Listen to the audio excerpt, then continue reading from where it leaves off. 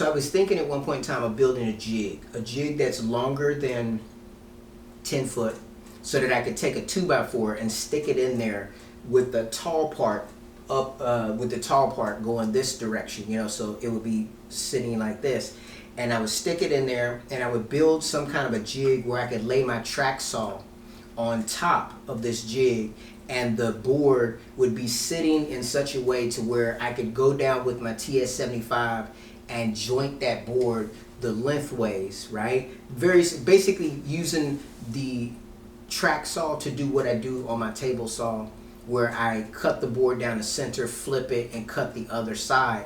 Now, before I was considering doing that, I was looking for a track saw that had the ability to cut the full depth, and unfortunately I was unable to find that. I think the closest to do that was, there was a Makita track saw, but I don't think it's sold here. It's more of a circular saw that can run on a track, and it has a pretty good cut depth. And I also looked at the Mafel, which has a pretty good cut depth, but none of them actually go to full 3.5, so that you could cut a board down as lengthwise to just fillet it in half. So I was thinking of the jig that you would put 2x4s in. So you would go to your big box store, you'd bring the jig home, bring the 2x4 home, sit it in this jig, and then it's kind of, I guess I'd have to kind of draw it out, but basically it would be a big, it would be kind of like a rectangle with the board being off to one side, and it would have a place where you would lay the track on top and maybe butt up against something so it wouldn't sway back and forth.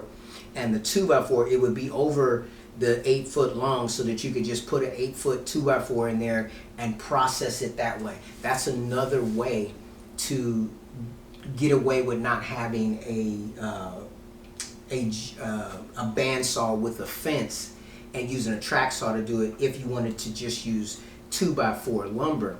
But as I said, there's not a track saw that cuts that deep. But if you made something like that and the 2x4 fit in there pretty good, you could cut it down one edge, take the board out, flip it over, and then cut it down the other edge, and then you would have your board cut in half like using the table saw.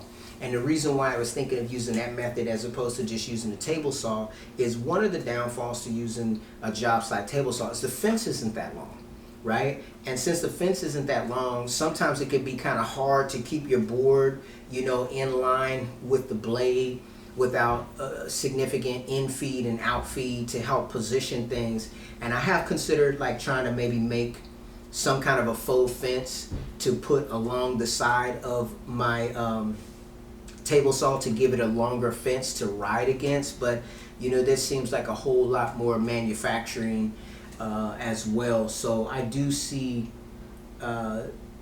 even though I know that it's possible to do these types of things with the job site saw, I just find that it's harder to get the consistent results that you would like. So I understand, I've gone to Woodcraft, I've looked at a SawStop table saw, and I look at how much more robust and how long the fence is.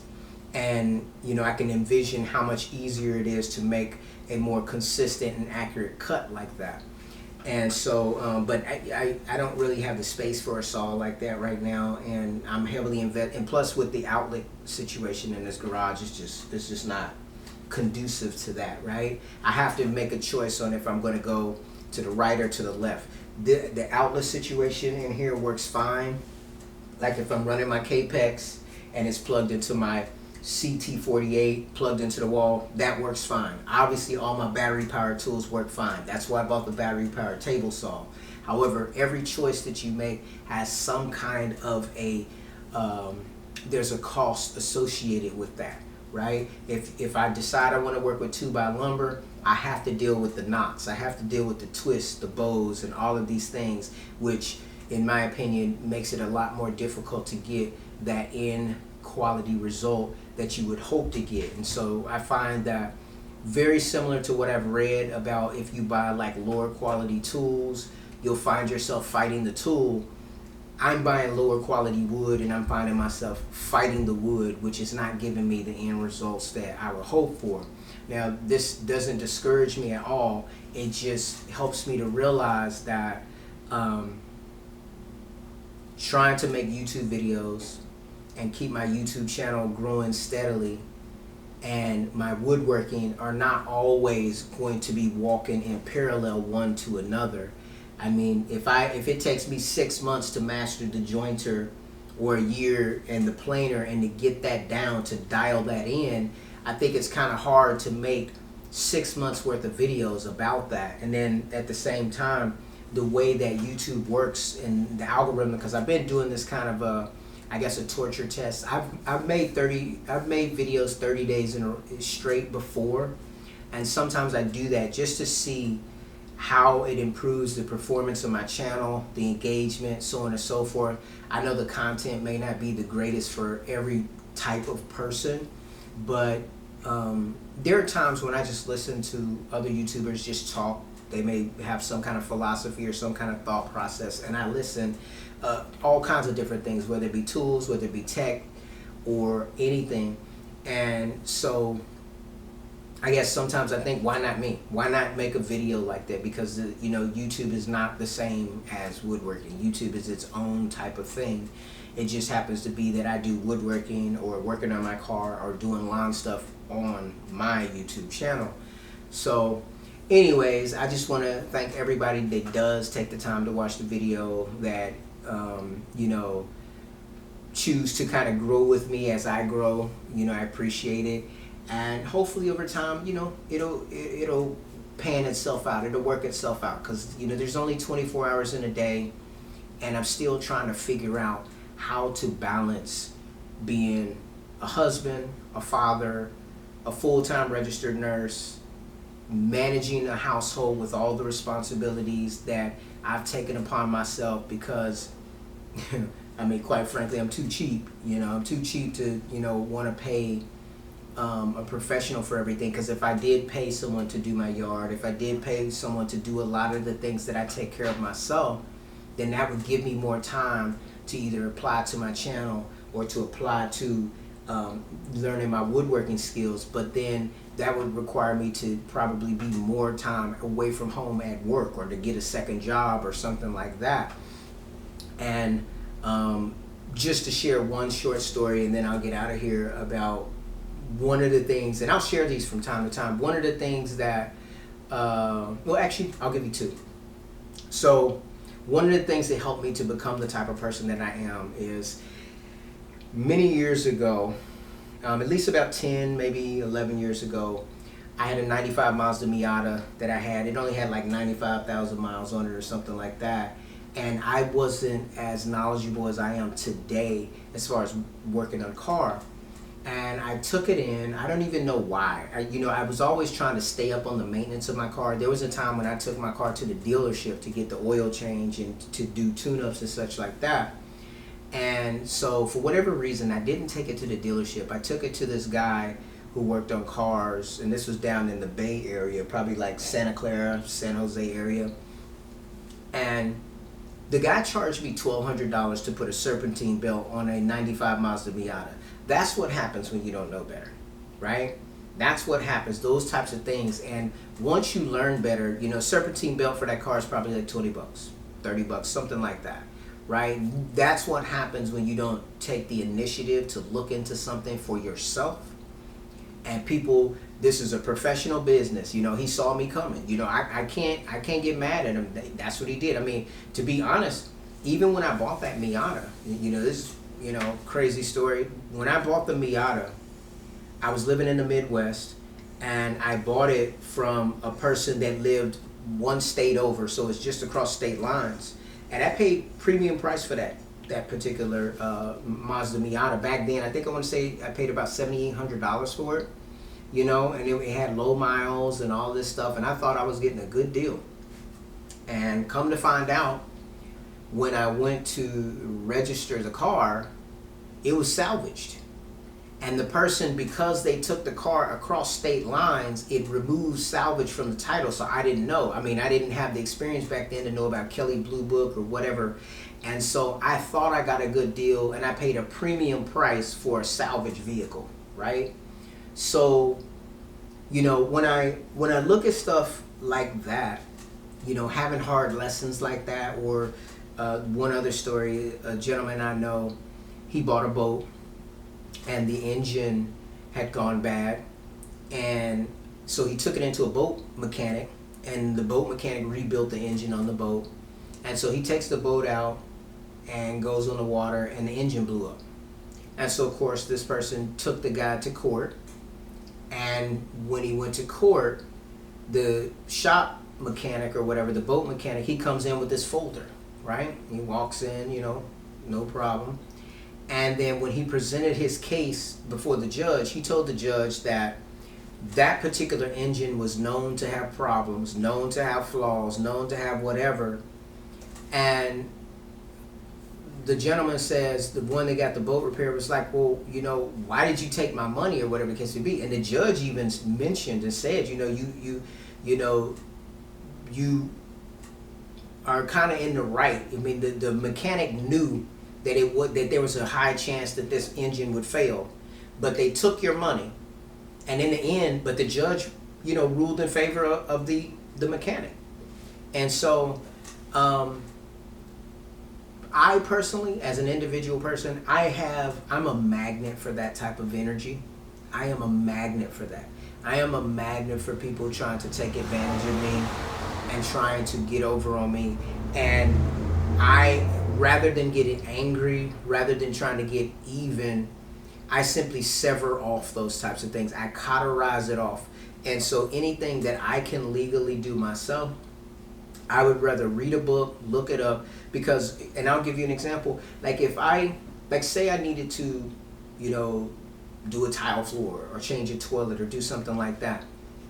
I don't care if something looks perfect, because I don't have those types of people in my life where I feel like I need to live up to the Joneses. My truck is old. It looks, beat up. It looks terrible. If you look at my truck, you wouldn't think that I have a wall full of Festool at home, right? That's fine with me, right? That's fine. You can underestimate me or see, when you see me driving my truck, you think I'm just some broke whatever. And I don't try to live up to the Joneses like that. So it's not necessary. Especially, I watched a video the other day where a guy was talking about how our houses today are, fake and faux. They're energy efficient. They are, pretty much no frills.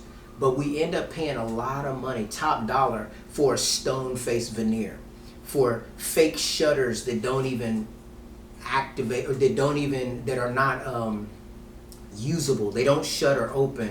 And yet we pay a premium price. It's so funny because, if you go back in the day and you think about like particle board or MDF furniture, that stuff it came out, it used to be cheaper than real wood. Now, over time, you can buy a high-end piece of furniture for thousands of dollars, and it's made out of MDF with a thin veneer on it. At that point, I kind of feel like it's best to learn those skills yourself, or it's best to just say, you know what, I'll do my own stuff. I'll make my own furniture, because, if you have to buy something, let's say, and I'm not bashing brands, but like say if you buy some cheap particle board type furniture from Walmart for 20 or 30 bucks, and it doesn't last a year, or it falls apart, and maybe it doesn't even fit in your living space and look the way you want it to look. Well, if you just take some of your free time and develop some skills and make it yourself, why would you pay that money? Even if you paid a little bit more, that doesn't even really matter to me. When you go into IKEA, when you go into Walmart, you get the choice of like white and black, right? White furniture or black furniture, or maybe some wood grain type. You can't just make anything you want. You can't make like a table out of MDF with like a marble looking top. That's custom. And when you pay for custom stuff, you're going to pay a custom price. So you're paying for the skill of the craftsman, but you're paying for low quality materials, right? You go in, you look at a lot of modern houses and stuff, and they're selling for top dollar, and the cabinets, they look like they're quartz, but they're not, right? The cabinets look like there's some kind of premium thing, and they're not. The floor looks this way, or the front of the house has this nice, looks like chiseled stone, and it's like it's like this thin. It's just a veneer on front, And I just don't really feel like I would rather spend my money on useful, tangible things rather than spend my money on all this fake stuff that has been inflated over time. And I ain't even talking about the inflation that we're in right now. I'm just talking about that's just the way it is. You know what I'm saying? We just, as consumers are buying cheaper and cheaper manufactured things, but we're paying a higher price for it because we don't have the skill to do it. If you knew how to do a lot of things yourself, it's kind of like, look at fast food right now. Fast food is super expensive. You paying $20-$30 for one meal at fast food.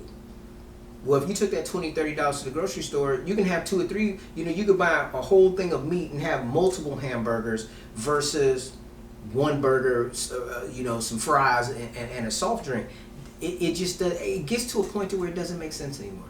It just doesn't make sense. And I think in so many ways I've just jumped off of the train of buying pre-made, prefabricated things, and I'm kind of really filtered down to the only thing I want to pay for. The only thing I want to pay for is what I'm required by law to pay for. I have to have insurance. Like I think in a lot of places, like maybe you can't do your own heating and air conditioning in your home because it's illegal, because you need some kind of license. In those cases, you got to do what you got to do. But I just talked to one of the doctors that I work with, and she said, and I guess she's a contractor of some type, or she does that on the side, but she said she went and got a estimate on a heating and air conditioning unit for her house. $80,000. $80,000. And she ended up going with someone, I guess, that, charged only $30,000. But the bottom line is, man, look at that variance in price. First and foremost, if you paid $100,000 on a house, $200,000, right? And let's say because the money you make, you can only afford a $200,000 house, which you can't even buy a house in California for $200,000. But just say some years ago you could have, but it would have been like a 1-bedroom, 2-bedroom, 700 or 600 square foot home. But let's say that's what you could afford because that's at top of your budget or whatever, right? So that would require you, if you put 20% down, not including closing costs, right? It's $20,000 per 100,000. That's not including closing costs. So you would put down $40,000 on this house, and then few years into owning this house, your air conditioning and heat go down, and here comes the air conditioning and heat guy talking about, okay, this is gonna be $30,000. How many people, unless you're living well below your budget, how many people gonna just reach in their pocket and pull out $30,000 to give to the heating and air conditioning person, right?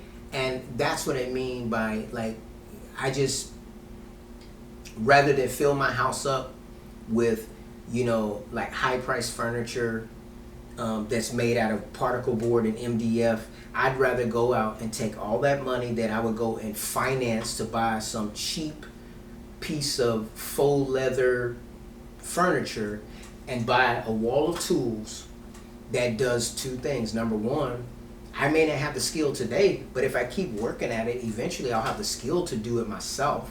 And even if I never meet the quality of what I could buy in the store, well, if I'm not trying to keep up with the Joneses, do I really want someone in my house or around me who's judging me because my couch doesn't look nice, or because my, bookshelf doesn't look up to IKEA standard or whatever?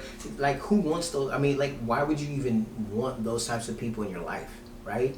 I mean, as soon as you fall off, as soon as you, whether it be lose your job or you drop down financially, those people aren't going to be around anyway. So there's no sense living for other people. You have to find, what your best life is and live that, and that's the journey that I'm on.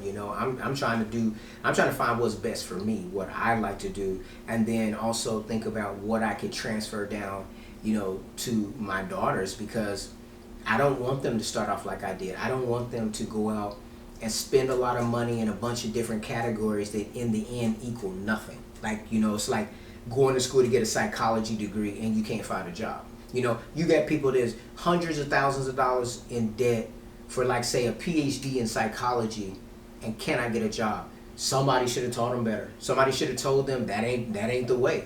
But at every point, there's someone that's going to take your money, like they took my money, like they took $1,200 for putting on a serpentine belt on a 95 Mazda Miata. If you gonna play the fool, somebody gonna play you, right? If you gonna play the fool, somebody gonna take advantage of you. So, unfortunately, in this life, a lot of it is, you go through the school of hard knocks, you live and you learn. And I'm just trying to do better. In this process of trying to do better, I have my critics that have come in the comments and make comments about, you don't have to have this, or you don't have to do that, or you shouldn't do this, or you should do that. Maybe they're right, maybe they're not. But the reality of the matter is, what I'm not doing is anything illegal. What I'm not doing is out here wasting my money on drugs, alcohol, booze, running the streets, doing a bunch of foolishness. What I am doing is trying to find myself to be somewhat productive and constructive, right? And if people have fault or find fault in that, we all have opinion. We all have an opinion, and I'm simply living in my own energy and going down a direction that I feel like is constructive and something that's reproducible. I see a lot of older men on YouTube, and just you hear about it. They take up things like woodworking. Somebody in their youth, they may do rock climbing, skiing, and do all these things. But then when you get older, maybe you can't do all that. Maybe all you can do is come out to the garage and put on a mask and cut and make a little small jewelry box. And you may do that all day long, and it just keeps your mind busy and productive. You don't have to watch the news and hear about how the world's going to end tomorrow. You don't have to watch and see how your team got trounced last week. You know what I'm saying? Like, it's just another outlet of something to do. And it can be productive. It can be useful when you don't have to call a professional whose business may be going under, and so they're going to price gouge you, right? Who wants that? I wish that we could trust each other more and just have faith that people are going to do the right thing by us, but we don't live in that kind of world. Anyways, guys, thank you for taking time to watch the video. I'll see you in my next one.